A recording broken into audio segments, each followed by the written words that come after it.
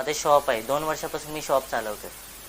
माझा माणूस पण होता रिपेअरिंगवाला, पण तो सर्व्हिस वगैरे थोडं स्लो द्यायचा. कस्टमर माझ्याकडे यायचे, पण कस्टमरला कसं एक कोणी इमर्जन्सी कामातलं असलं, त्यांचा कस्टमरचा मोबाईल 2-3 तास आपल्याला हवा असतो, पण माणूस माझा 1-2 दिवस डिले करायचा. त्याच्यात मी एक दिवस ठरवलं की आपण पण शिकलं पाहिजे. आपलं स्वतःचा पर्सनली शॉप आहे, आपण ओनर आहे. किती दिवस त्याच्याकडे आपण जाणार, किती दिवस त्याला आपण ओनर असून त्यांना आपल्याला कन्व्हिन्स करायला लागायचं.